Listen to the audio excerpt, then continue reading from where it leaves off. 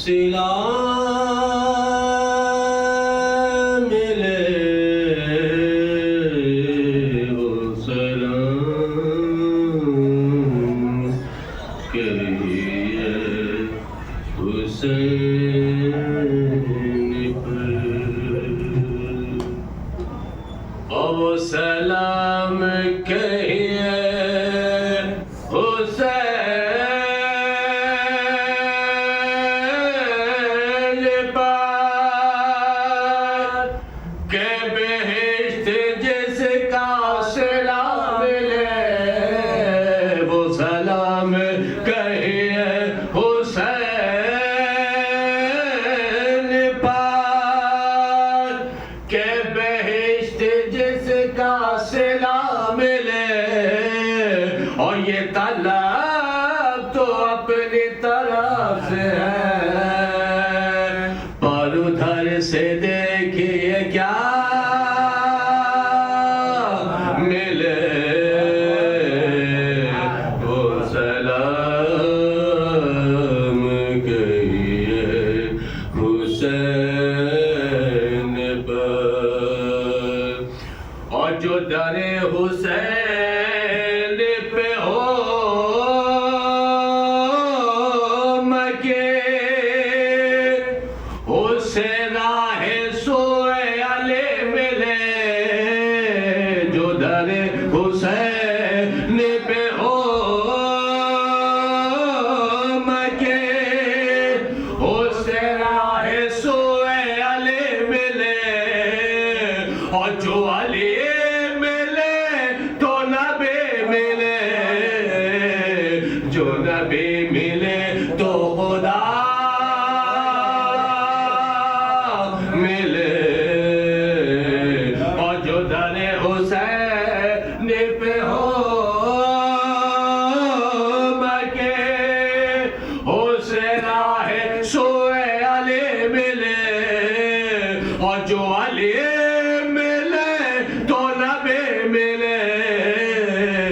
جو نبی ملے تو خدا ملے وہ سلام کہیے حسین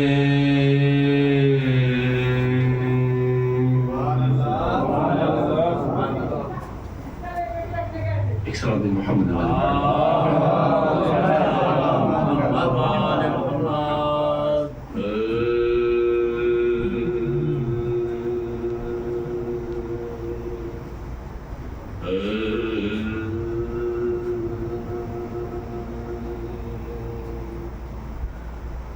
کعبہ خود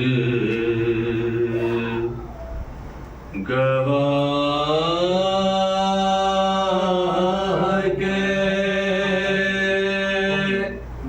کعبہ سے ہے سلام کو چلنے سلام ایک کعبہ خود گواہ کے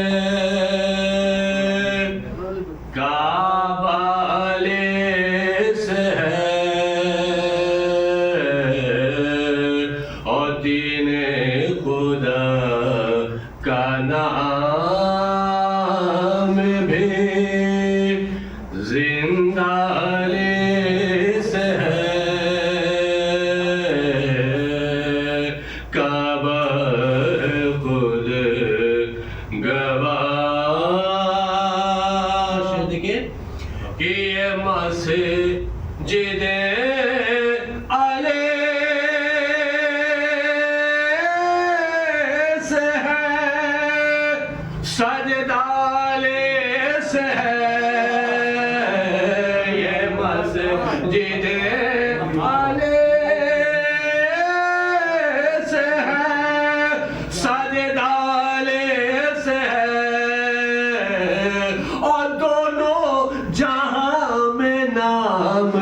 خدا کا لبس ہے کعبہ ہے محمد والے محمد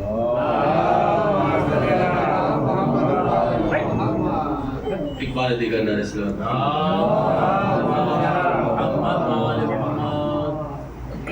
مسجد علی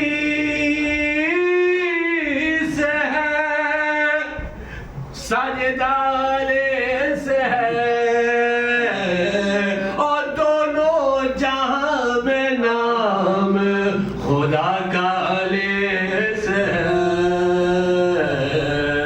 کعبہ خود گواہ اور قرآن کی آیت پیش کرو دیکھیے کہ ہے خوش کو تئے کا علم امام مبین کو ہے خوش کو تئے کا علم امام مبین کو اور قرآن خود بتائے گا کیا کیا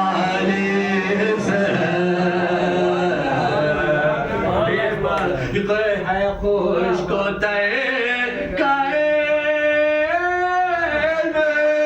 امام مبین کو اور قرآن خود بتائے گا کیا کیا لیس ہے کعبہ خود گواہ کے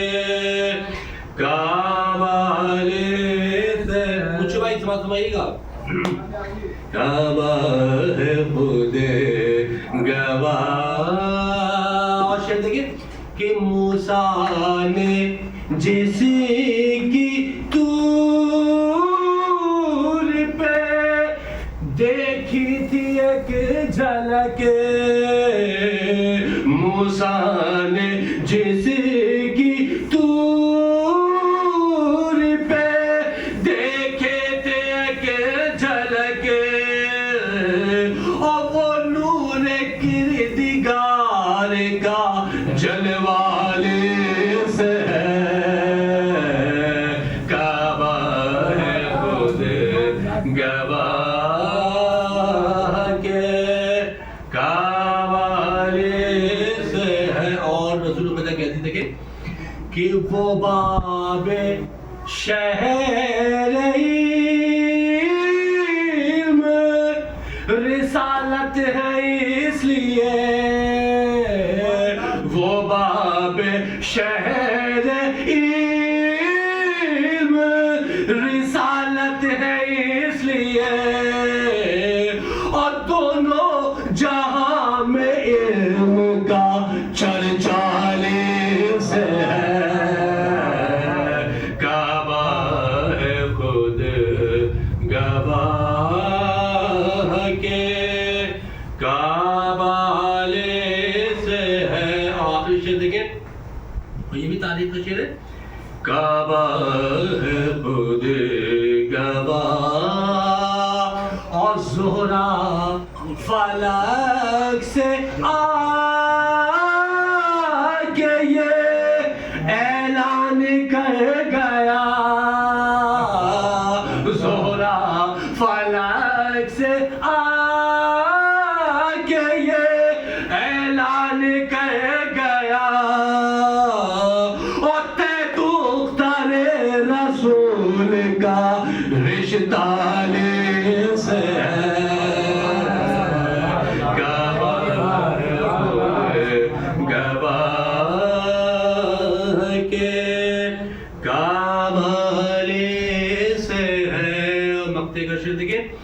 کہ پیدا ہوا ہے فاضل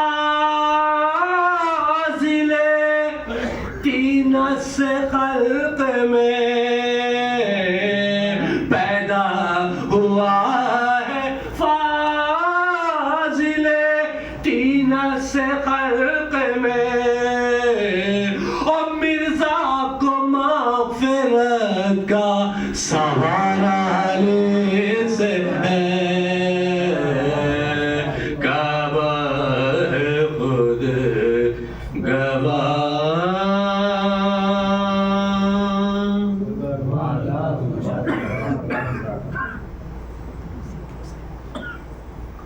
باطل.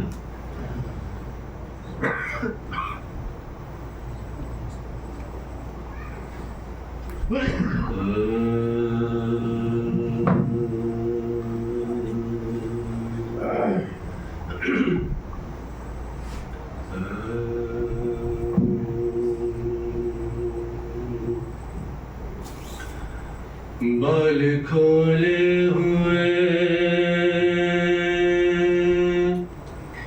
جب شام غریب آئی، بال کھولے ہوئے جب شام غریب آئی، ہر طرف دشت میں جس وقت سیاہی چھائی، اور جل چکے خیمے بھی جنگل میں ہوئی تنہائی، رو کے زینب یہی کہتی تھی کہ بھائی بھائی، اور کوئی انسان نہ حیوان نظر آتا تھا، کوئی انسان نہ حیوان نظر آتا تھا، اور دشت پوری ہول تھا سنسان نظر آتا تھا، دشت پوری ہول تھا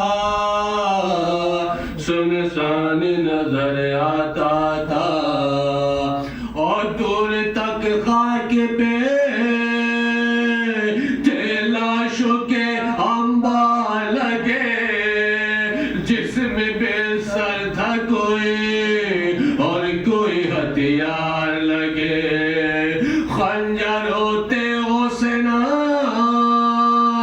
کند کہیں دھار لگے، ایک زینب کا تھا دل جس کو صدف کار لگے، ہائے لاشوں کو دیکھ کے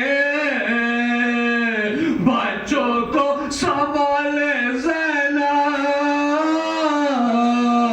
لاشوں کو دیکھ کے بچوں کو سنبھالے زینب، اور یا ادھر بیویوں کو آفت سے نکالے زینب، یا ادھر بیویوں کو آفت سے نکالے زینب،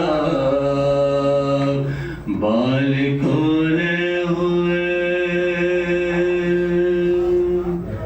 ربنا آتنا فی الدنیا حسنة وفی الآخرة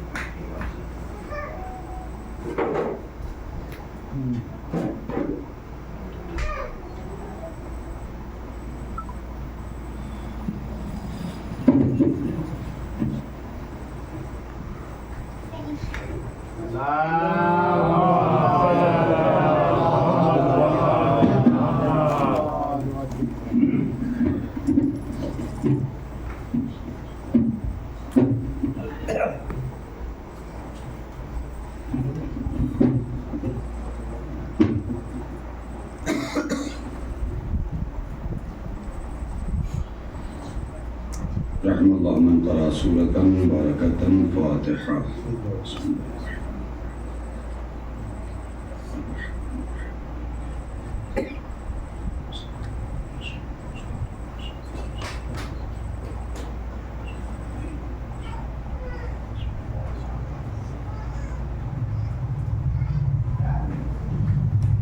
أعوذ بالله من الشيطان الرجيم. بسم الله الرحمن الرحيم. الحمد لله الذي هدانا لهذا وما كنا لنهتدي لولا أن هدانا الله. لقد جاءت رسل ربنا بالحق.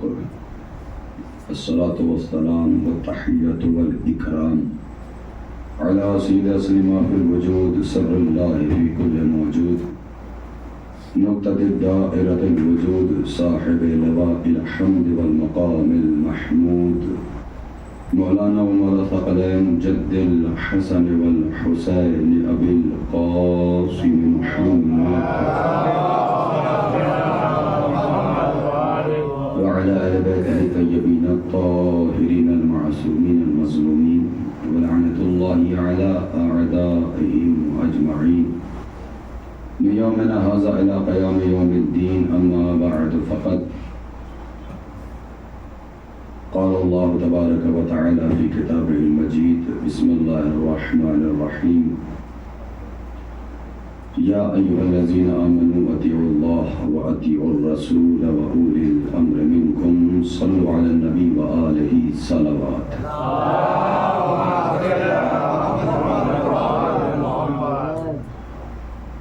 حضرات گرامی قدر، معزز سامعین کرام، مسلسل مجالس کا سلسلہ جاری و ساری ہے اور آپ لوگ بھی مجلسیں کر رہے ہیں اور ہمارے لیے بھی سلسلہ مجالس جاری ہے. آج کی مجلس میں شام کے حالات اور مولا سجاد پر نتیجہ انشاءاللہ پیش خدمت کروں گا. مل جل کے ذرا ایک صلوات پڑھ دیجیے.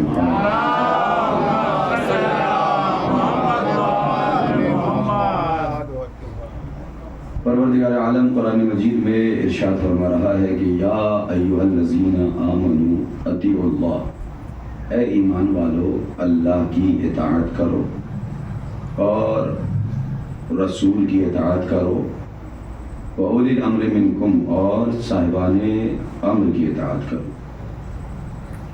بعض لوگ رسول خدا کی خدمت میں آئے اور آگے پوچھتے ہیں کہ یا رسول اللہ یہ اولی الامر سے مراد کون لوگ ہیں؟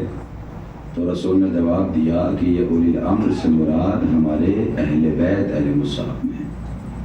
اس کا مطلب کہ جیسے اللہ کی اطاعت ضروری ہے ویسے ہی رسول اللہ کی اطاعت ہمارے اوپر لازم ہے. جیسے رسول اللہ کی اطاعت لازم ہے ویسے ہی ان کی حجت یعنی اہل بیت علیہم السلام کی اطاعت ہمارے اوپر واجب و لازم ہے. چھٹے امام حضرت امام جعفر علیہ السلام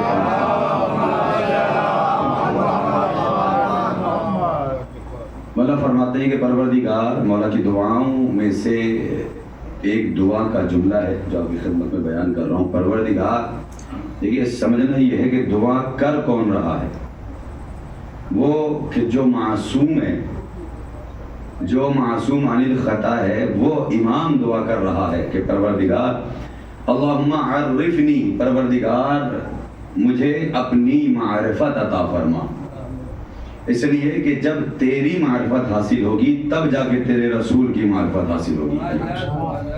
اور اس کے بعد مولا کا جملہ ہے کہ پروردگار اپنے رسول کی معرفت عطا فرما، اس لیے کہ جب تیرے رسول کی معرفت عطا ہوگی تب تیری حجت کو ہم سمجھ سکتے ہیں. اور اس کے بعد مولا نے فرمایا کہ اپنی حجت کی معرفت عطا فرما، اس لیے کہ جب تیری حجت کی معرفت عطا ہوگی تب ہم اصل دین پر قائم و دائم رہ پائیں گے. اس کا مطلب یہ ہے کہ دین اسلام پر قائم و دائم رہنے کے لیے یہ تین اطاعتیں اور تینوں کی معرفتیں ضروری ہیں ہمارے لیے. آئیے سمجھتے ہیں. سب سے پہلے مسئلہ یہ ہے کہ اللہ، پہلی اطاعت کس کی اطاعت؟ اب اس آیت پہ میں نے پورا اشرا پڑھا ہے ابھی مظفر نگر میں، لیکن بس اشارہ کر کر کے آگے نکلنا ہے جلدی جلدی. ماشاءاللہ پڑھے لکھے افراد یہاں بیٹھے. سمجھنا یہ ہے کہ کہہ کون رہا ہے. کسی کی اطاعت کے لیے اس کی معرفت کا ہونا بہت ضروری ہے. مثال کے طور پر ابھی ہمارے بزرگ یہاں بیٹھے ہیں، اگر آپ کسی بچے کو یہ حکم دے دیں کہ جاؤ فوراً ایک گلاس لے کر آؤ پانی، وہ بچہ کیونکہ جانتا ہے رشتے میں دادا لگتے ہیں، رشتے میں نانا لگتے ہیں، فوراً جائے گا اور جانے کے بعد پانی لے کر آئے گا. ایک وہ بچہ کہ جو اس شہر میں اجنبی ہے اور اس سے کسی اجنبی شخص نے کہا کہ جاؤ فلاں کام کر کے آؤ، ممکن ہے کام میں دیر ہو جائے، اس نے اخلاق کے مطابق وہ کام انجام دے دے، لیکن ممکن ہے کہ وہ کام سے انکار بھی کر سکتا ہے. کام میں تاخیر بھی کر سکتا ہے، اس لیے کہ وہ آپ کو پہچانتا نہیں ہے۔ اس کا مطلب یہ ہے کہ اطاعت کے لیے پہچاننا ضروری ہے۔ اب سوال یہ ہے کہ اللہ کو آیا ہم پہچانتے ہیں کہ نہیں پہچانتے؟ اب اگر میں اپنے اس حسین مجمع سے یہ سوال کر دوں کہ اگر کوئی آپ سے سوال کر دے کہ اللہ ایک ہے تو دلیل دیجئے، کیا دلیل دیں گے؟ وہی دلیل دیں گے کہ جو بچپن میں مکتب میں ہم نے پڑھا تھا کہ اگر دو خدا ہوتے تو آپس میں لڑائی ہوتی۔ کیا ہم وہی بچپن والا جواب دیں گے؟ توجہ فرمائیے گا اذان محترم، کچھ باتیں سوچ رہا ہوں کہ اپنے بزرگوں کے لیے ہدیہ کر دوں اور باقی انشاءاللہ نوجوانوں کی خدمت میں بیان کروں گا۔ سوال یہ ہے کہ اگر ایک خدا ہے تو اس کو ثابت کیسے کریں گے؟ میں آپ کے سامنے نقل کر رہا ہوں وہ جواب کہ جو ہمارے استاد محترم اللہ انہیں غریب کا رحمت کرے مولانا ابن حیدر صاحب قبلہ، بہترین خطیب، زبان کے خطیب تھے مدرسہ ناظمیہ میں، انہوں نے درس میں ایک دن ہمیں یہ دلیل سمجھائی کہ خدا اگر دو خدا ہیں تو اس دلیل کو کیسے کاٹیں گے۔ آج میں آپ کے سامنے بیان کر رہا ہوں تاکہ دلوں میں اور ذہنوں میں محفوظ رہ جائے تو کام آ جائے گا۔ فرض کر لیجئے اگر دو خدا ہیں تو کیسے رد کریں گے؟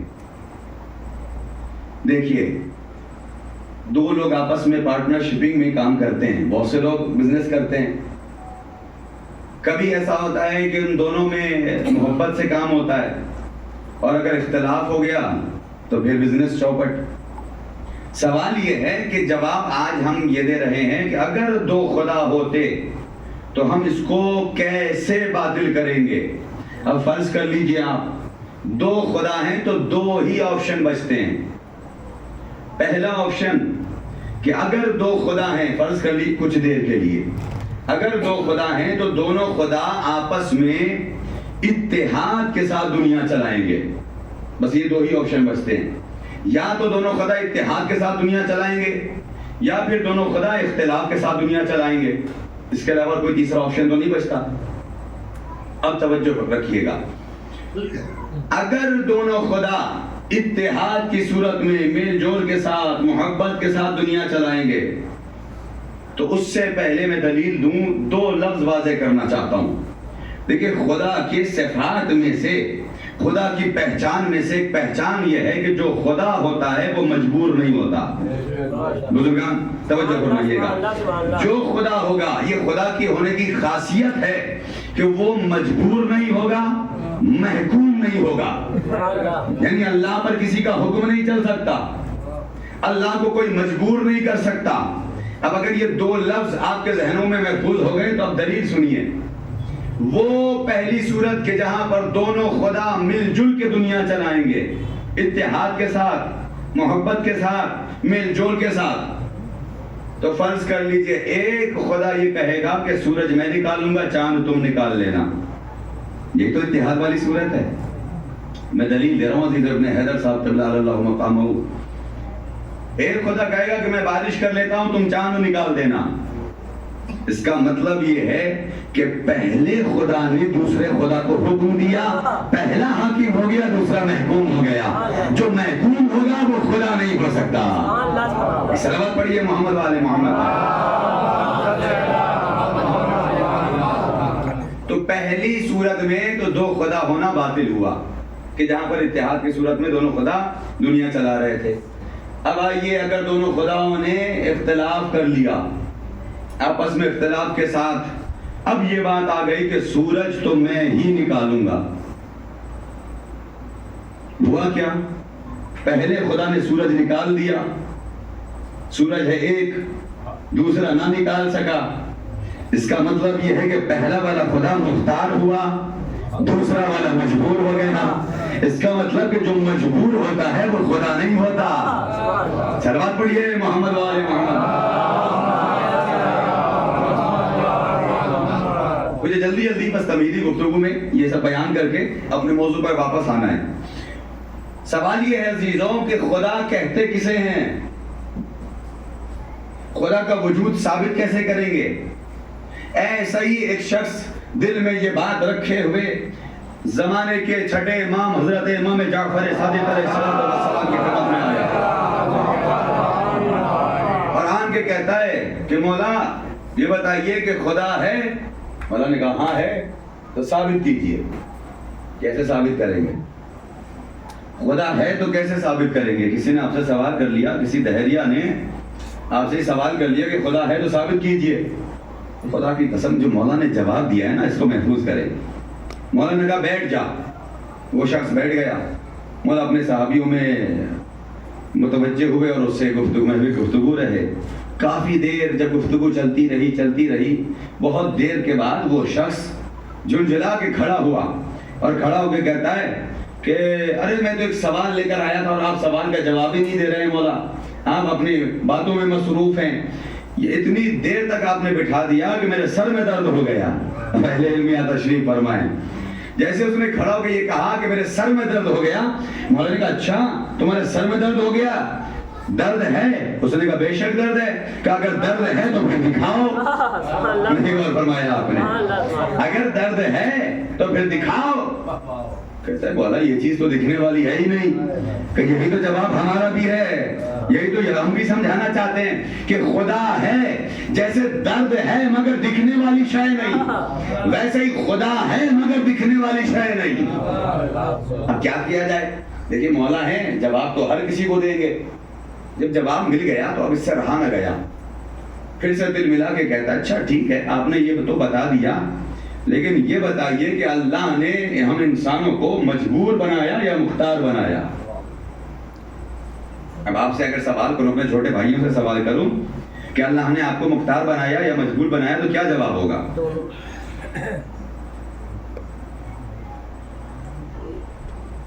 جی ہاں ماشاءاللہ۔ امام نے جب اس نے امام سے سوال کیا، دیکھیے کیا جواب دیا ہے میرے مولا نے، اور پریکٹیکلی جواب دیا ہے۔ میرے مولا نے کہا کہ اپنی جگہ سے کھڑا ہو جا۔ وہ شخص اپنی جگہ سے کھڑا ہو گیا اور کھڑا کر کے کہتے ہیں کہ اپنا ایک پیر ہوا میں اٹھا۔ اس نے اپنا ایک پیر ہوا میں اٹھایا، کہا اب دوسرا بھی اٹھا۔ کہتا ہے مولا دوسرا پیر نہیں اٹھا سکتا، اگر ایک ساتھ دونوں پیر دوسرا بھی اٹھا لیا تو زمین بوس ہو جاؤں گا، زمین پہ گر جاؤں گا، لہٰذا دونوں پیر ایک ساتھ ہوا میں نہیں اٹھ سکتے۔ مولا نے جواب دیا کہ یہی جواب میرا ہے کہ جتنا تو ایک پیر ہوا میں اٹھا سکا، اللہ نے تمہیں اتنا مختار بنایا۔ بھائی کاش میری بات پہنچ جائے۔ دوسرا پیر ہوا میں نہ اٹھا سکا، اللہ نے تمہیں اتنا مجبور بنایا۔ بھائی یہ جواب ہم جیسوں کے لیے ہے، ہم جیسے انسانوں کے لیے مولا نے جواب دیا کہ جتنا ہم ایک پیر ہوا میں اٹھا سکے اللہ نے اتنا مختار بنایا۔ اب ذرا توجہ فرمائیے گا، استقبال کیجئے میرے جملے کا۔ جتنا ہم نے ایک پیر ہوا میں اٹھایا اتنا اللہ نے ہمیں مختار بنایا، دوسرا نہ اٹھا سکے اتنا مجبور بنایا۔ یہ شرط، یہ پہچان ہم جیسوں کے لیے ہے۔ لیکن عزیزو تاریخ میں ایک واقعہ ملا کہ خیبر میں لوگ بھاگے ہوئے رسول کے پاس آئے، کہا یا رسول اللہ علی نے 2 انگلیوں سے در خیبر اکھاڑ لیا۔ رسول نے کہا تم علی کی انگلیوں کو دیکھ رہے ہو، میں علی کے دونوں پیروں کو ہوا۔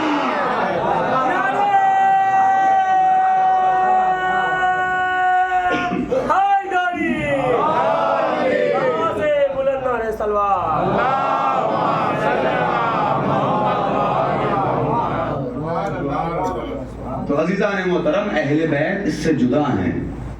اللہ نے اہل بیت کو مختار بنا کر بھیجا۔ اب سنیں عزیزو، وہ اہل بیت کے جن کو اللہ نے مختار بنایا۔ اب پوری آیت پہ میں آج گفتگو نہیں کر سکتا کیونکہ مجھے آج کچھ خاص چیزیں پہنچانی ہیں آپ کے اذہان عالیہ تک۔ سوال یہ ہے، ایک سوال کر رہا ہوں اور اسی کے جواب پر انشاءاللہ پوری مجلس ہوگی اور انشاءاللہ اپنے وقت پہ مجلس ختم کر دوں گا۔ جلدی بس اشارہ کر رہا ہوں، ایک صلوات اور مل جل کے پڑھ دیجئے محمد و آل محمد۔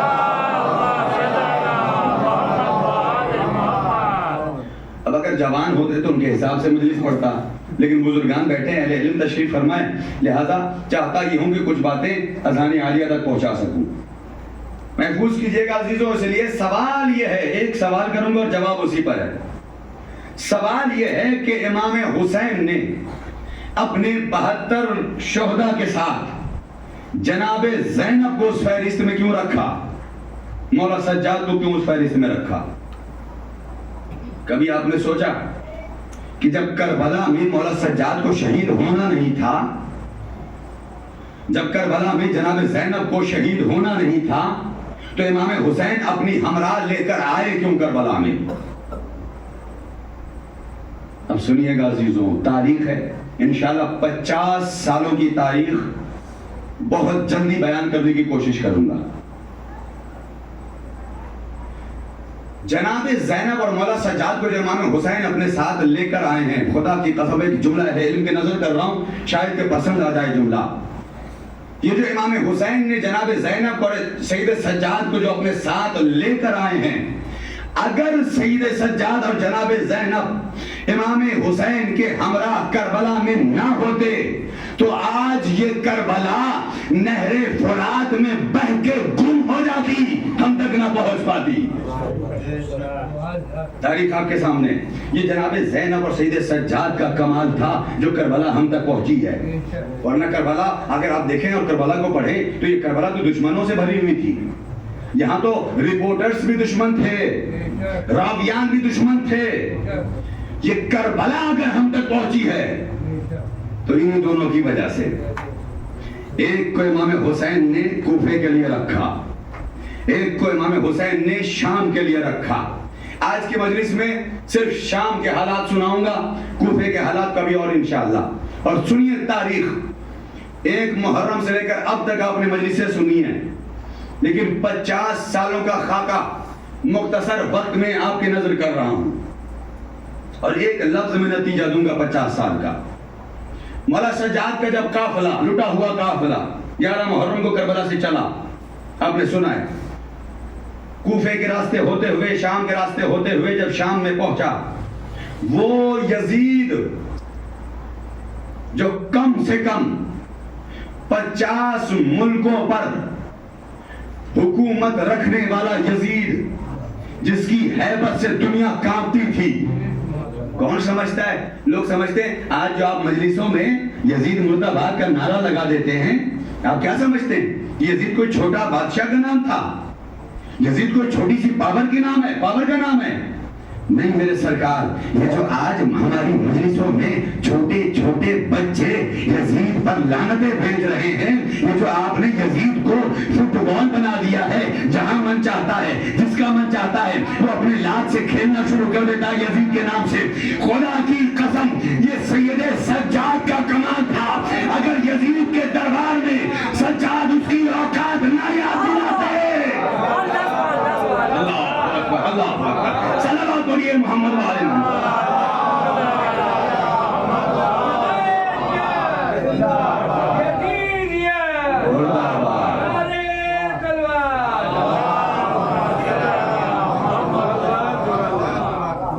पहले हम समझते हैं यजीद था क्या, इतनी बड़ी ताकत रखने वाला कि उसने ये ऐलान किया और जगह जगह हर मुल्क शहर शहर उसने हुदूद भेजे कि आओ शाम की जामा मस्जिद में नाउजुबिल्लाह एक खारजी दिखाने जा रहा हूं। और सुनिएगा, खुदा लानत करे इस मलऊन पर।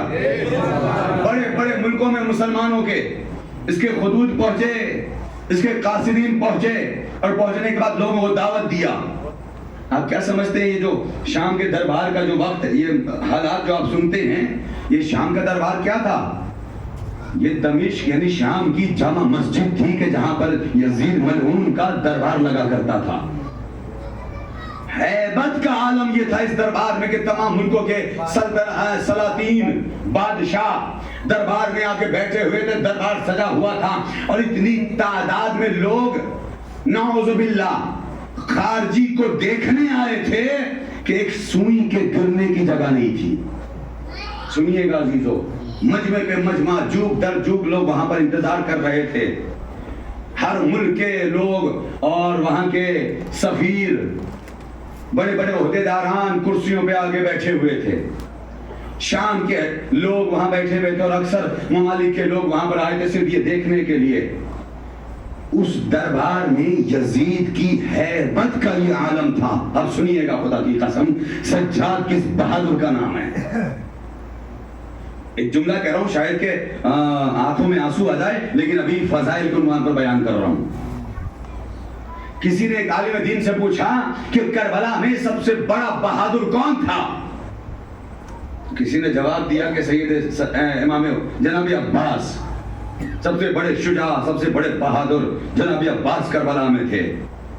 تو اس عالم دین نے جواب دیا کہ نہیں، سب سے بڑا بہادر اگر کوئی تھا تو وہ سید سجاد تھے. کیوں؟ آنکھوں میں آنسو ہو جائے شاید قبولیت کے لیے کافی ہو، لیکن ابھی مصائب میں نہیں ہوں. کا جواب اس لیے ہے کہ جن مناظر کو کٹے ہوئے سر عباس نوکے نیزہ سے نہ دیکھ سکے، ان منظروں کو سید سجاد نے دیکھا ہے. کون سمجھے گا سید سجاد کس ذات کا نام ہے، کس بہادر کا نام ہے. اور اللہ اکبر، بہادری دیکھیے آپ. ابھی شام کے دربار کے جب عالم آپ کو سنا رہا ہوں، اور انشاءاللہ جب نتیجہ سنیں گے تو آپ کو احساس ہوگا کہ کس مولا کے ماننے والے ہیں. ایام سید سجاد قریب ہیں. ہوا کیا؟ وہ دربار جو یزید کا دربار تھا، یہاں جہاں درباری یزید کے، سپاہی دربار یزید کے، بیت المال یزید کا، لوگ یزید کے، ہر طرف یزید کے ماننے والے، اسی دربار میں بڑی بڑی کرسیوں پہ بڑے بڑے عہدیدار بیٹھے ہوئے تھے. اسی دربار میں بڑے بڑے عہدیداران یزید کو مخاطب کر کے کوئی کہتا تھا اے امیر المومنین، کوئی کہتا تھا خلیفہ مسلمین، کوئی آقا کہتا تھا، کوئی سردار کہتا تھا. ایسے ماحول میں جہاں پر بڑے بڑے ملکوں کے سفیر یزید کو آقا، مولا، سید و سردار کہہ کے بلاتے تھے، اسی دربار میں سید سجاد کی ایک زنجیروں کی جھنجھنانے کی آواز لوگوں نے محسوس کی، اور محسوس کر کے پوچھا یہ قیدی کون ہے؟ یزید نے کہا یہی وہ خارجی ہے. نعوذ باللہ، نعوذ باللہ، یہی وہ خارجی ہے. کہا اچھا یہ خارجی ہے. نہیں جانتے تھے لوگ سید سجاد کسے کہتے ہیں، کون ہے سید سجاد. ہر طرف سے آوازیں بلند ہونے لگی، تم کون ہو، تم کون ہو، اے خارجی تم کہاں سے آئے ہو، کس کے بیٹے ہو، کس کے نواسے ہو، کس کے پوتے ہو، کہاں سے آئے. ایسے ماحول میں سنیے گا عزیزو، یزید نے ایک ضمیر فروش خطیب کو بلایا، اور خطیب کو بلانے کے بعد کہا جتنے زر و جواہرات تمہیں چاہیے تم لے لو، تمہارا کام بس یہ ہے کہ منبر سے اہل بیت کے خلاف تمہیں بولنا ہے. اہل بیت کے خلاف تاریخ شام نے یہ بتایا. عزیزو خدا کی قسم، ہیبت سجاد کا اندازہ کیجیے آپ. جب وہ ملعون اور بکا ہوا خطیب منبر پہ آیا اور آن کے اس نے پہلے یزید کی تعریف کی، اس کے آبا و اجداد کی تعریف کی، اور تعریف کرنے کے بعد جیسے ہی اہل بیت کی طرف بلٹا، قریب تھا کہ اہل بیت کے شان میں گستاخی کرتا، کہ ایک مرتبہ جس دربار میں سناٹا تھا اور سارے کے سارے لوگوں کے کان اس خطیب کی طرف متوجہ تھے، کہ اچانک کانوں سے ایک آواز آئی، اذن لی یا یزید، اے یزید اجازت دے کہ میں اس لکڑیوں کے ڈھیر پہ آ جاؤں. مجھے پورا خطبہ نہیں سنانا، کبھی اور انشاءاللہ سناؤں گا، چونکہ وقت نہیں ہے اور مجھے 50 سال کا خاکہ بھی سنانا ہے جلدی جلدی. اجازت دے اے یزید. نہیں پہنچا میرا مجمع. کیا کہا میرے سجاد نے، کیا کہا میرے مولا نے؟ اذن یا یزید کا لفظ ہے، پڑھا لکھا مجمع میرے سامنے بیٹھا ہے. ارے جس دربار میں بڑے بڑے عہدیدار اس یزید کو خلیفۃ المسلمین، سید السردار کہہ کے بلاتے تھے، اسی دربار میں سید سجاد نے آنکھوں میں آنکھیں ڈال کے کہا اذن لی یا یزید، اے یزید. کس کی جرأت تھی جو اتنے بڑے بادشاہ کو للکار کے کہہ دے اے یزید. یہ سید سجاد کا ہیبت نہیں ہے تو اور کیا ہے. اے یزید اجازت دے کہ میں اس لکڑیوں کے ڈھیر پر آ جاؤں. مجھے بہت اس چیز پہ گفتگو نہیں کرنا ہے، یہ تو بس ایک نتیجے کے لیے آپ کے اذان عالیہ کو یہاں لے کر آیا ہوں، تاکہ آپ کو معلوم ہو جائے کہ یہ شام کے دربار میں ہوا کیا. جب وہ خطیب گفتگو کر رہا تھا اور قریب تھا کہ اہل بیت کے شان میں گستاخی کرتا، اس وقت میرے مولا کا جملہ آیا، وَيْلَكَ يَا أَيُّهَا الْخَاطِبُ. کیا کہا میرے مولا نے؟ اے خطیب، افسوس ہے تجھ پہ کہ تو اس کو راضی کرنے کے لیے خدا کو ناراض کر رہا ہے. اتنی بڑی بات اتنے بڑے بادشاہ کے سامنے کہنا، یہ اکیلے یکا و تنہا سجاد، ہاتھوں میں ہتھکڑیاں، پیروں میں بیڑیاں. اور جیسے ہی مولا سجاد کا یہ جملہ اس خطیب نے سنا، فوراً پورے دربار والوں نے دیکھا کہ وہ خطیب کچھ دیر اس کی زبان مثل پتھر خاموش ہو گئی اور منبر سے اترا. یزید نے پوچھا، اے یزید، اے خطیب، تجھے میں نے پیسے دیے تھے ان کی شان میں گستاخی کرنے کے لیے، اور ایک قیدی کے ایک جملے سے تو منبر سے اتر گیا. اللہ اکبر، اللہ اکبر. جبکہ تجھے معلوم ہے کہ تیرا بادشاہ بھی میں ہوں یزید، دربار بھی ہمارا ہے، درباری بھی ہمارے ہیں، سپاہی بھی ہمارے ہیں. ایک قیدی کے ایک جملے سے تو اتنا خوف زدہ ہو گیا. اللہ اکبر. کیا میں کہوں جناب سید سجاد کی حیبت کے حساب سے، ارے جس کے ہاتھ میں ہتھکڑیاں تھی، جو قیدی تھا وہ قیدی ہو کے بھی آزاد رہا، یزید آزاد رہ کے بھی قیدیوں کی طرح مجبور ہو گیا. ایسے دربار میں جب یزید نے کہا کہ تجھے میں نے اتنے سارے پیسے دیے، تجھ سے ایک گستاخی نہ ہو سکی، وہ ہاتھوں کو جوڑ کے کہتا ہے، میرے سرکار جان کی امان ہوتے ایک لفظ کہوں. جب اس قیدی نے یہ کہا نا، وَيْلَكَ يَا أَيُّهَا الْخَاطِبُ، میں نے بہت کوشش کی کہ میں اپنی زبان چلاؤں، لیکن ایسا لگتا ہے کہ میری زبان پتھر ہو گئی. اور خدا کی قسم اس خطیب کا جملہ ہے، وہ کہتا ہے کہ یزید اگر میں کچھ دیر اور منبر پہ کھڑا رہ جاتا تو اس قیدی کی ہیبت سے میرے جسم سے روح پرواز کر جاتی. ذرا ہیبت محسوس کریں سید سجاد کی. اب آئیے، بس میں نے آپ کو دربار کا ماحول بتا دیا، خطبہ سید سجاد نے دیا. خطبے کا نتیجہ یہ ہے، خطبہ نہیں سنانا، نتیجہ یہ ہے خطبے کا کہ مولا سجاد نے سب سے پہلے اللہ کی توحید کا اعلان کیا بڑے دربار میں. اللہ کی توحید، نبی کی نبوت، دادا کی ولایت اور اپنی دادی کی ولایت کے اوپر، اور اس کے بعد اپنے بابا حسین کی فضیلتیں سنائیں کہ سنو میرا بابا کون ہے، میرا دادا کون ہے، میرا نانا کون ہے، اور اس کے بعد اپنا تعارف کرایا، میں کون ہوں. خطبے کے جملے آپ کے نگاہوں میں ہوں گے. اس کے بعد جب میرے مولا نے کہا میں مکہ کا بیٹا، صفا کا بیٹا، مروہ کا بیٹا، اور ساری جملے مولا کے موجود ہیں. جب اسی بھرے ہوئے دربار میں تمام لوگوں نے یہ سنا، کہا آج تک تو ہمیں یہ بتایا گیا کہ تم نعوذ باللہ یہ آپ شرابی ہیں، آپ خارجی ہیں، یہ کیا بتا رہے ہیں. ہر کوئی ایک دوسرے سے، اپنے قریبی بیٹھے ہوئے سے یہ گفتگو کرنے لگا، چیمی گوئیاں ہونے لگی کہ یہ کیا بیان کر رہا ہے قیدی. ہمیں تو بتایا گیا تھا یہ خارجی ہے، یہ تو کہہ رہا ہے کہ یہ رسول سے رشتہ ہے، یہ تو کہہ رہا ہے کہ یہ علی سے اس کا رشتہ ہے، یہ خارجی کیسے ہو گیا. جو دربار اب تک یزید کر رہا تھا، اسی دربار میں لوگ یہ کہنے لگے کہ سجاد ہمیں معاف کر دیجئے، ہمیں غلط بتایا گیا تھا، ہمیں غلط فہمی ہو رہی تھی، ارے ہمیں معاف کر دیجئے، ہم نے جنت کو بیچ کے جہنم خرید لیا. یہ جملے تھے اس دربار کے. خدا کی قسم 40 سے 45-50 منٹ کے مولا سجاد کے خطبے کا نتیجہ یہ ہوا کہ پورا دربار سجاد سجاد کرنے لگا، پورا دربار رسول کا نام لینے لگا. یہ سن لیا آپ نے. اب سنیے، سوال یہ ہے کہ کیا آپ نے کبھی سوچا کہ جب اہل حرم کا قافلہ شام سے گزر رہا تھا تو کسی نے پتھر برسائے؟ کوئی چھتوں سے گرم پانی پھینکتا تھا، مسائل میں سنتے ہیں آپ، کوئی آگ برساتا تھا آل رسول پر۔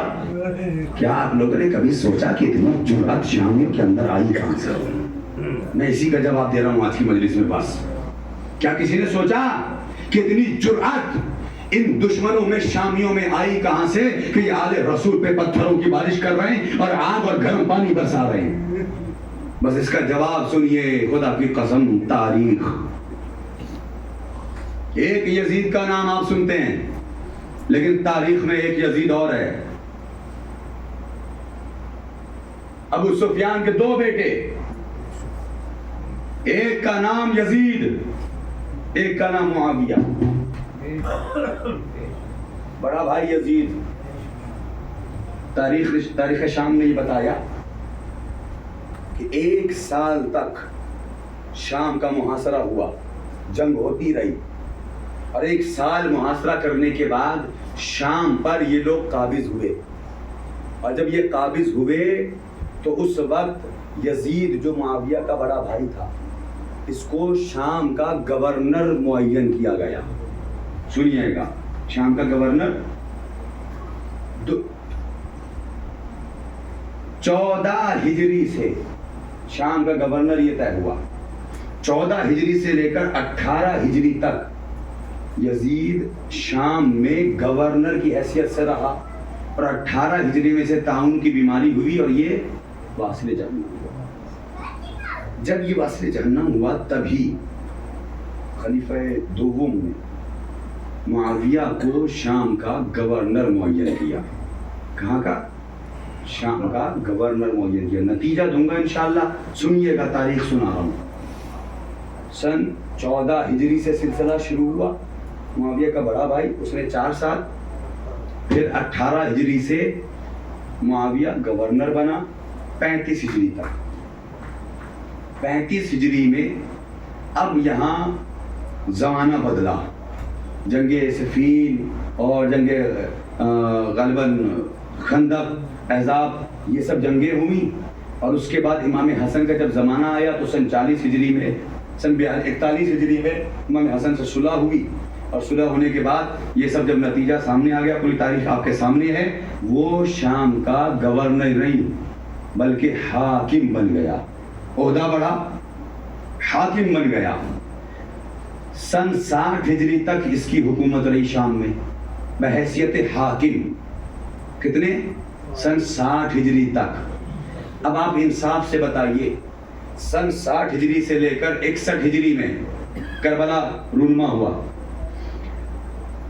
سن 61 ہجری تک کتنا عرصہ گزرا ان کی حکومتوں کو شام میں؟ سن 14 سے 61 تک کون بتائے گا؟ میتھمیٹکس والے نوجوان حضرات۔ 47، چلیے 47 سال۔ 47 سال کس کی حکومت رہی شام میں؟ دشمن اہل بیت علیہ السلام کی۔ اب نتیجہ دوں گا، شاید کہ اب تک کی مجلس ایک طرف ہو اور یہ نتیجہ آپ کے لیے ایک طرف ہو۔ 47 سال باطل حکومتوں نے بس ایک کوشش کی کہ اہل بیت سے شامیوں کو دور کیا جائے۔ کوششیں سن لیجئے، 3-4 مثالیں بس دے رہا ہوں 2 سے 3 منٹ میں، جلدی پھر اپنے موضوع کو مختصر کروں گا۔ پہلی مثال سنیے، خدا لعنت کرے ملعونوں پر۔ سیاست سمجھیے کہ سن 14 ہجری سے 61 ہجری تک اہل بیت کے خلاف کیا کیا سیاستیں کی گئی، ایسی مجلس سے میں نہیں پڑھتا ہوں، لیکن آج سنا رہا ہوں تاکہ نوجوان بھائیوں کے ذہنوں میں بات رہ جائے۔ کس طریقے سے اہل بیت کے خلاف سازشیں کی گئی؟ نعوذ باللہ، شام کے حالات یہ تھے کہ جب شام میں چھوٹے چھوٹے بچوں کی ان کی مائیں راتوں کو یہ کہہ کے سلاتی تھیں، ان کے ہاتھوں سے کھلونا لے لیا جاتا تھا، اور کھلونا لیتے وقت یہ کہا جاتا تھا کہ کھلونا اپنی ماں اور باپ کے پاس رکھوا دو، اس لیے کہ اگر تم نے کھلونا ہمیں نہ دیا تو جب تم سو جاؤ گے تو صبح علی نام کا چور آئے گا جو تمہارے کھلونوں کو چرا کے لے جائے گا۔ سنیے سیاست کیا تھی، کس طریقے سے شامیوں کے دلوں میں زہر اہل بیت بھرا گیا۔ یہ تو پہلی مثال میں نے آپ کو سنائی. دوسری مثال سن لیجئے, پوری تاریخ 50 سال 46 سال 47 سال کی مثال دے رہا ہوں 2-4 جملوں میں بس. دوسری مثال یہ کہ جب ان بچوں کو ان کی مائیں راتوں کو سلا دیتی تھی تو حاکم شام کے کچھ سپاہی سادے لباس میں گلیوں میں ٹہلا کرتے تھے, اور جب انہیں محسوس ہو جاتا تھا کہ مائیں بچوں کو سلا کے خود بھی سو گئی ہیں تو وہ چور بن کر گھروں میں گھستے تھے, ان کے بچوں کو چرا کے لے جاتے تھے, اور جب وہ ماں بیدار ہوتی تھی اپنے آس پاس بچوں کو ڈھونڈتی تھی, گھر میں بچوں کو تلاش کرتی تھی, جب بچے نظر نہیں آتے تھے تو اپنے گھر سے باہر گلیوں میں نکلتی تھی. تو جانتے ہیں گلیوں کا عالم کیا ہوتا تھا اس وقت؟ سرکاری مولوی, جن کا عالم یہ ہوتا تھا کہ بڑی بڑی داڑیاں اور ہاتھوں میں ایک ہاتھ میں تسبیح اور ایک ہاتھ میں قرآن ہوتا تھا. جب وہ مولوی دیکھتے تھے کہ کوئی خاتون اپنے گھر سے باہر جا رہی ہے تو وہ پوچھتے تھے کہ اتنی رات کو تم کہاں جا رہی ہو؟ تو وہ کہتی تھی کہ کیا آپ نے ہمارے بچے کو کہیں جاتے ہوئے دیکھا ہے؟ تو سنیں گے سیاست کیا دی ہے اس وقت شام کی. وہ خرید ضمیر فروش مولوی قرآن پہ ہاتھ رکھ کے یہ قسم کھا کے کہتے تھے کہ خدا کی قسم ابھی میں نے دیکھا ہے کہ علی تمہارے بچے کو آئے تھے اور چرا کے لے کے گئے ہیں, علی کو تمہارے بچے کے خون پینے کا شوق ہے. میں جواب دے رہا ہوں اسی ایک سوال کا کہ آل رسول پر ظلم شام میں کیوں ہوا. ابھی انشاءاللہ بتائیے. یہ دوسری مثال میں نے آپ کے سامنے بیان کر دی, اب جلدی سے سن لیجئے. تیسری مثال,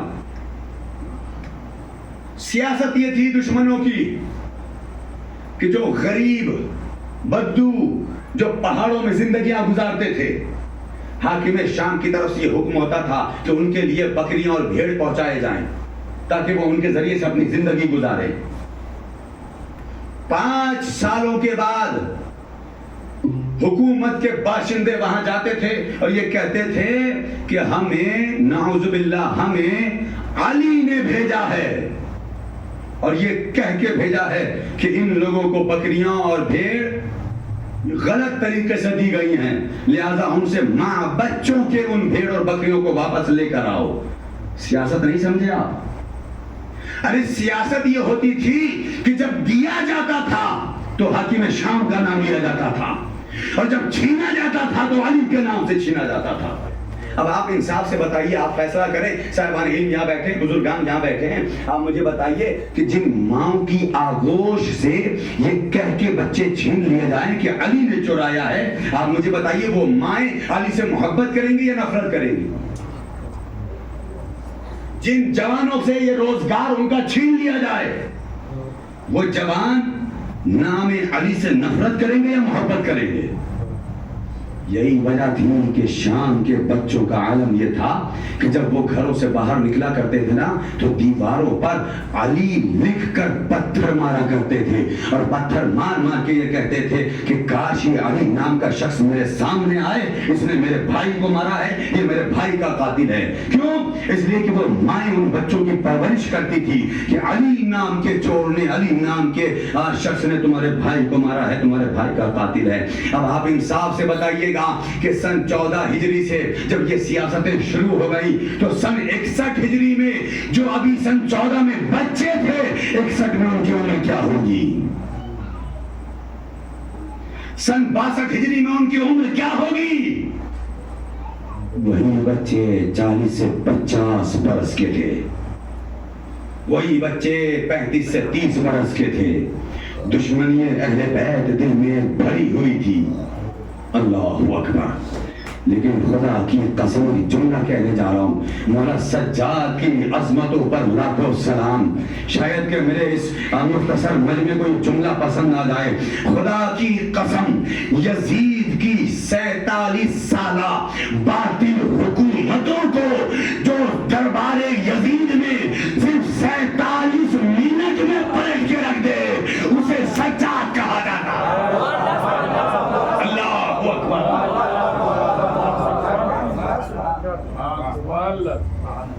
بس عزیزو وقت زیادہ ہو گیا ہے اور مجھے بھی ابھی سفر پہ نکلنا ہے.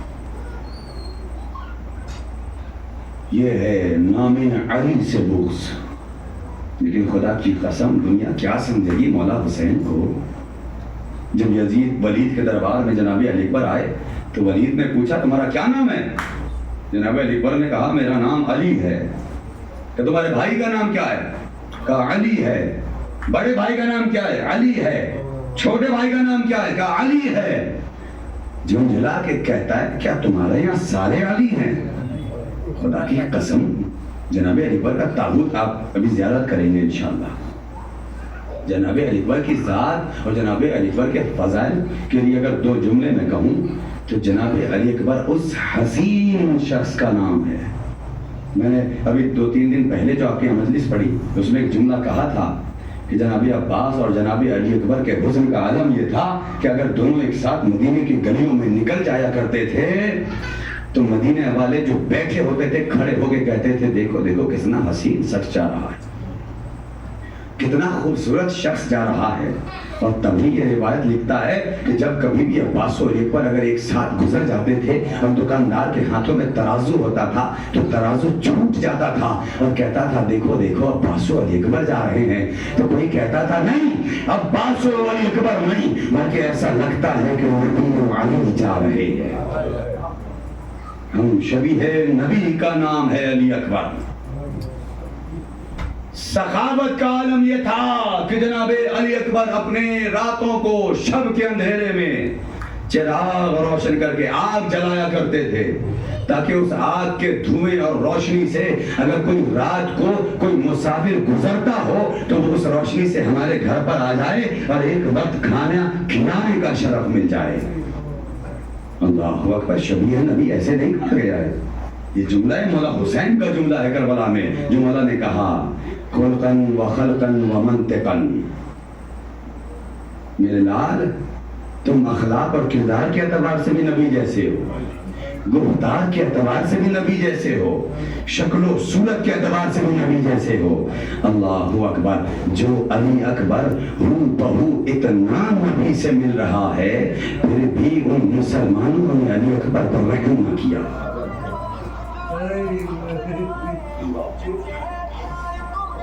آپ جانتے ہیں ایک شخص مدینے میں آیا رسول خدا کی زیارت کے لیے، ایک عرصے کے بعد مدینے میں آیا، کہتا کہ مجھے رسول خدا کی زیارت کرنی ہے۔ لوگوں نے کہا کہ رسول خدا رخصت ہو گئے اس دنیا سے، اب رسول خدا نہیں ہے۔ جب وہ مایوس ہو کے واپس جانے لگا نا تو کسی نے کہا کہ اگر تمہیں رسول خدا کی زیارت کرنی ہے تو حسین کے گھر میں اللہ نے ایک بیٹا عطا کیا ہے، اس بیٹے کی زیارت کر لو تمہیں رسول کی زیارت ہو جائے گی۔ اللہ اکبر، تاریخ یہ بتاتی ہے کہ وہ شخص امام حسین کے دروازے پر آیا اور اس نے ڈاک الباب کیا۔ مولا ننھے سے بچے کو لے کر آغوش میں کھڑے ہیں، دروازہ کھولا، کہتے ہیں کیا بات ہے؟ کہا میں نے سنا ہے کہ آپ کے گھر میں کوئی شبیہ رسول بیٹا پیدا ہوا ہے، میرا دل ہے کہ میں رسول کی زیارت کروں، کیا میں اس بچے کی زیارت کر سکتا ہوں؟ اس وقت میرے مولا نے اپنے آغوش میں علی اکبر کے چہرے سے پردہ ہٹایا۔ اب جو پردہ ہٹایا نا، بعض روایتوں میں یہ جملے ہیں کہ وہ شخص جیسے اس میں دیکھا بے ہوش ہو گیا۔ اللہ حسن علی اکبر، بعض میں روایتوں میں یہ جملے ہیں کہ جب اس نے دیکھا نا کہا اے میرے آقا واقعاً اللہ نے اس کو بہو رسول جیسا بنایا۔ اس کے بعد میرے مولا حسین نے ایک سوال کیا، اے شخص یہ بتا کہ کیا اس چاند جیسے بچے کے پیر میں اگر کوئی کانٹا چبھ جائے تو تیرے دل پہ کیا گزرے؟ اولاد والے یہاں بیٹھے لیکن مصائب سننے سنانے کا نام ہوتا ہی نہیں ہے، مصائب تو بس احساس کا نام ہوتا ہے۔ ایک باپ کا سوال ہے عزیزو، اللہ جانے اس سوال میں امام حسین کے ذہنوں میں کون کون سا منظر دوڑ رہا ہوگا۔ مولا نے کہا یہ بتا اگر اس کے پیر میں کوئی کانٹا چبھ جائے تجھ سے برداشت ہوگا؟ اس نے جواب دیا مولا ارے اس کے آنکھوں میں چبھنے سے پہلے میں یہ کہوں گا کہ وہ کانٹے میری آنکھوں میں چبھ جائے تاکہ میں یہ منظر نہ دیکھ سکوں۔ مولا نے کہا یہ شخص ارے یہی بچہ ہوگا، کربلا میں 18 سال کا ہوگا، میری نظروں کے سامنے اس کے سینے میں بچی گیا نہیں۔ جزاک اللہ خدا اللہ کو کوئی غم نہ دے سوائے غم کربلا کے۔ عزیزوں میں پوری روایتیں پڑھنے کا عادی نہیں ہوں، بس کچھ حساس لفظ اور جملے پڑھوں گا، شاید آپ اسی کو احساس کر لیں اور 2 قطرے آنسو آ جائے اور حق کے مجلس ادا ہو جائے۔ جناب علی اکبر جانتے ہیں کون ہے؟ جب حسین کے گھر میں اکبر کی ولادت ہوئی نا، تاریخ نے بتایا کہ جناب زینب فرماتی ہے کہ میں نے دیکھا کہ میرا بھیا مسجد کے دروازے پہ کھڑا ہو کر جب بھی کوئی نمازی آتا تھا تو اسے تحفہ دیتا تھا۔ آج ہمارے یہاں بیٹا آیا ہے، آج ہمارے یہاں بیٹا آیا ہے، لو یہ تم لے لو، یہ تم لے لو، یہ تم لے لو۔ جناب زینب آئی اور آگے کہتی بھیا آج آپ نے سب کو تحفہ دیا ہے، ہر ایک مدینے والے کو تحفہ دیا ہے، کیا اپنی بہن کو تحفہ نہ دیں گے؟ اللہ اکبر، سنیں گے عزیزو۔ حسین نے کہا اے بہن زینب میں نے سب کو تحفہ دیا لیکن تمہیں دینے کے لیے اب میرے پاس کچھ بھی نہیں ہے، لیکن ہاں اب اس سے بڑا تحفہ نہیں ہوگا۔ اے زینب لو آج سے اکبر تمہارا۔ اللہ اکبر، اللہ اکبر۔ اے زینب آج سے اکبر تمہارا ہو گیا۔ عزیزو اب سنتے ہیں نا، 2 ماں کی تمنا کا ایک خون ہوا ہے۔ یہی تو وجہ تھی کہ کربلا میں جب حسین سے اجازت لینے کے لیے آئے تو حسین کا بیٹا پہلے اپنی ماں سے اجازت لے کر آؤ۔ اکبر نے کہا بابا ماں لیلا نے اجازت دے دی ہے، جا بیٹے اپنے بابا پہ قربان ہو جا۔ جناب حکمت حسین نے کہا بیٹا میرے کہنے کا مطلب تیری وہ ماں ہے جس نے 18 سال چکیاں پیس پیس کے تجھے پالا ہے۔ اللہ جانے زینب اکبر کو کیسے اجازت دے گی؟ بس 2 جملے میں مسائل تمام کروں گا، لیکن بس احساس کر لیجئے کہ اکبر کس ذات کا نام ہے۔ جب قافلہ مدینے سے جا رہا تھا نا تو جناب زینب کے سفر کا انداز یہ تھا کہ درمیان میں محمل پہ جناب زینب بیٹھی ہے، ایک طرف علی اکبر گھوڑے پر سوار ہے، بنی ہاشم کے جوان زینب کے محملوں کو طواف میں لے کر چل رہے ہیں۔ اللہ جانے کون محسوس کرے گا، اس جملے کو میں بہت آہستہ سے پڑھوں گا، اگر دل تک بات پہنچ جائے ایک بار ہائے اکبر کہہ کے رو دیجیے گا۔ عزیزو مصیبت یہ تھی جانتے ہیں حسین زینب اکبر کو کتنا پیار کرتی تھی، بار بار محمل کا پردہ ہٹا کے اکبر کو دیکھتی تھی، کبھی حسین کو دیکھتی تھی، کبھی اکبر کو دیکھتی تھی، کبھی حسین کو دیکھتی تھی۔ جانتی کیوں؟ کہ ارے میرا چاند سا بیٹا اکبر ارے دھوپ میں کیسے بیٹھے گا؟ اتنی محبت کرنے والی زینب اللہ جانے اس اکبر کے سینے میں برچی کا پھل کیسے برداشت کرے گی۔ میں نے مختصر کیے مسائب، بس 2 جملے 3 جملے سن لیجئے مسائب کے، پوری شہادت نہیں پڑھنا۔ باپ سے 57 سال کے باپ سے 18 سال کا جوان بیٹا رخصت ہوا۔ اللہ اکبر، ایک بیٹے کی جدائی کا صرف احساس باپ ہی کر سکتا ہے۔ بیٹا گھوڑے پر بیٹھا، عزیز و محبت ہے نا باپ کی، بیٹا رخصت ہوا، تاریخ کہتی ہے پیچھے پیچھے حسین چلے، ادھر اکبر کا گھوڑا تیز ہوا، حسین کی رفتار تیز ہوئی کہ اچانک تاریخ کربلا نے بتایا، میں نے یہ جملہ بزرگوں سے سنا ہے، روایت پڑھی تو نہیں ہے لیکن بزرگ خطبہ کو پڑھتے ہوئے سنا ہے کہ جب حسین اکبر کا گھوڑا تیز ہوا، حسین دوڑنے لگے، اچانک حسین کو ٹھوکر لگی، حسین زمین پر گرے، بزرگ پڑھتے کہ اچانک اکبر کا گھوڑا رکا، شاید اس لیے رکا ہوگا ایک ملکے والی دکھیاری ماں سامنے آگے کہہ رہی ہوگی اکبر رک جا میرا بیٹا گر گیا۔ جزاک اللہ، اللہ ان آوازوں پر رحمت نازل فرمائے، عزیزوں آوازوں کو آزاد کر کے رویا کیجیے، اس لیے کہ کربلا کے قیدیوں کے مصائب، بس مجھے پوری شہادت نہیں 2 جملے پڑھنے۔ در اکبر میدان میں آئے، جنگ کی، وہ جنگ کی کہ یاد دلایا کہ دشمنوں تمہیں کیا معلوم، ہم علی کے پوتے ہیں، ہم حسین کے بیٹے ہیں۔ عباس نے जंग के तरीके सिखाए। अकबर जंग करते जाते एक मर्तबा किसी मलून ने नेज़ा मारा।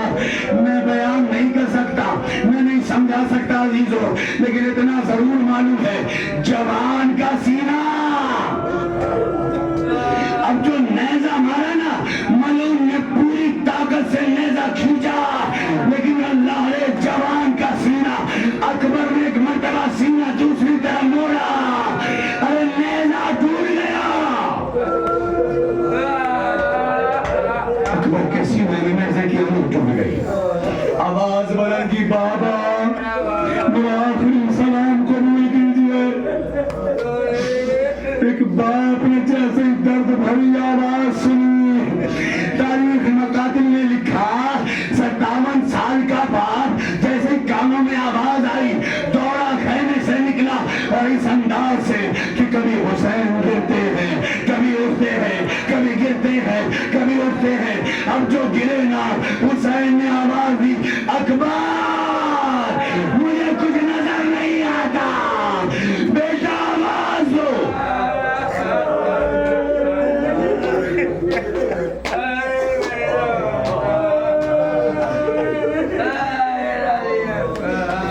बेटा मुझे कुछ नजर नहीं आता, बेटा अकबर कहाँ हो?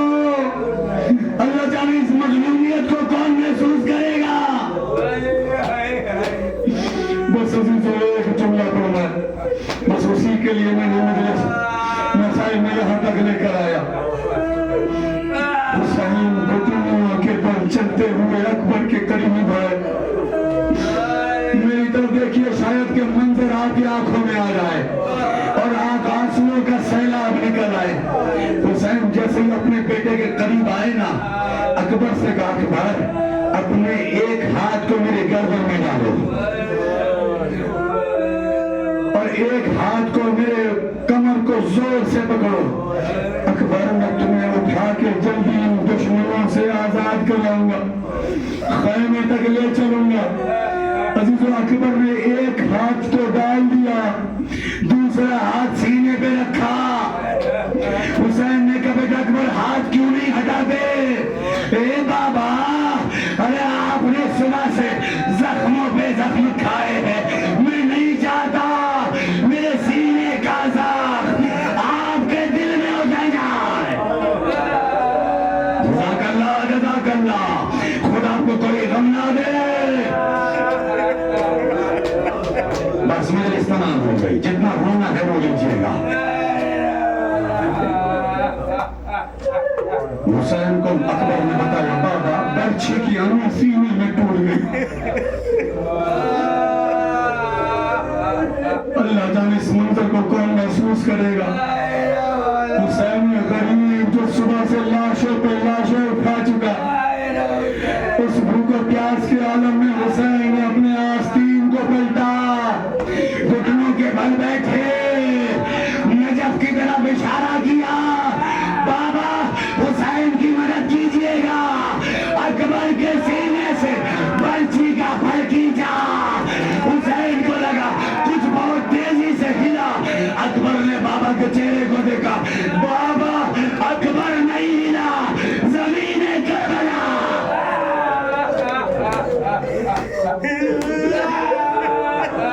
बस ताबूत उठाएंगे आप। मुझे एक जुमला पढ़ने दीजिए, आपका गिल्ला जाने, अकबर का ताबूत जाने, आपका पुरसा जाने, मौला हुसैन जाने, लेकिन हर गुरबत हुसैन अकबर को बाहों में लिया, दोनों हाथों से पकड़ा, लेके चले। कभी रुकते हैं, कभी चलते हैं। ए बनी असद वालों, हुसैन की मदद को, हुसैन की कमर टूट गई, आंखों की रोमाएं चली गई, बार से जबान का लाशा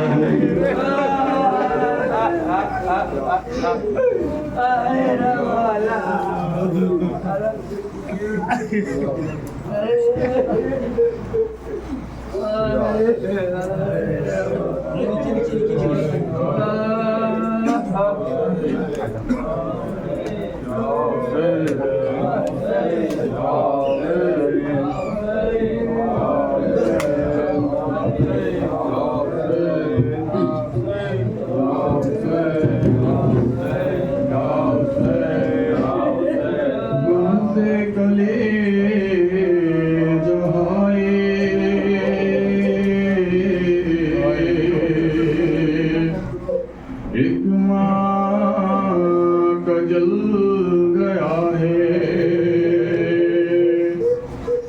18 साल वाला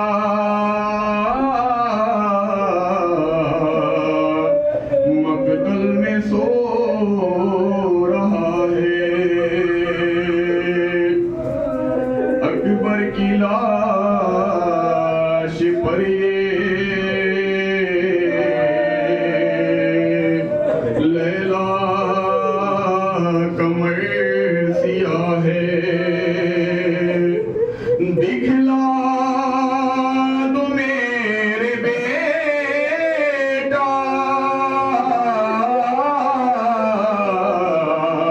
नेज़ा कहाँ लगा है। अरे कैसे जिएगी बेटा मादे तुम्हारे बाद। लूटा गया है खाने अतहर तुम्हारे बाद। लैला ये रोके कहती थी अकबर तुम्हारे बाद। लूटा गया है खाने अतहर तुम्हारे बाद। लैला ये रोके कहती थी अकबर तुम्हारे बाद। लूटा गया है खाने अतहर तुम्हारे बाद। लैला ये रोके कहती थी अकबर तुम्हारे बाद। लूटा गया है खाने अतहर तुम्हारे बाद। लैला ये रोके कहती थी अकबर तुम्हारे बाद। लूटा गया है खाने अतहर तुम्हारे बाद। उठ के जरा सहारा तो दो अपने बाप को। उठ के जरा सहारा तो दो अपने बाप को। उठ के जरा सहारा तो दो अपने बाप को। खाते हैं रन में ठोकर सरवर तुम्हारे बाद। लूटा गया है खाने अतहर तुम्हारे बाद। लैला ये रोके कहती थी अकबर तुम्हारे बाद। लूटा गया है खाने अतहर तुम्हारे बाद। अच्छी लगी जिगर में नजर है धुआं धुआं। अच्छी लगी जिगर में नजर है धुआं धुआं। अच्छी लगी जिगर में नजर है धुआं धुआं। मिटने लगी है शक्ले पैगंबर तुम्हारे बाद। लूटा गया है खाने अतहर तुम्हारे बाद। लैला ये रोके कहती थी अकबर तुम्हारे बाद। लूटा गया है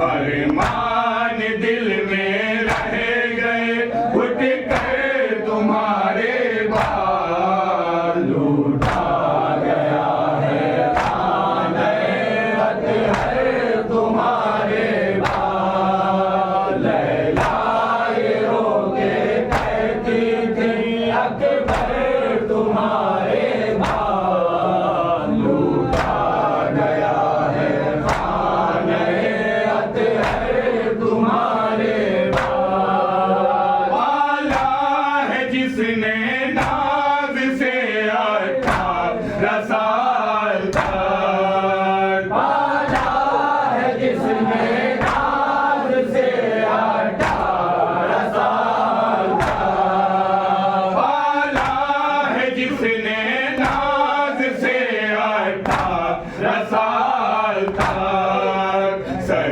پیٹتی ہے زینب مضطر تمہارے بال لوٹا گیا ہے خانہ اطہر تمہارے بال لیلا یہ رو کے کہتی تھی اکبر تمہارے بال لوٹا گیا ہے خانہ اطہر تمہارے بال عابد یہ بین کرتی تھی لیلا کی بے کسی عابد یہ بین کرتی تھی لیلا کی بے کسی عابد یہ بین کرتی تھی لیلا کی بے کسی اکبر کسے کہوں گی میں اکبر تمہارے بال لوٹا گیا ہے خانہ اطہر تمہارے بال لیلا یہ رو کے کہتی تھی اکبر تمہارے بال لوٹا گیا ہے خانہ اطہر تمہارے بال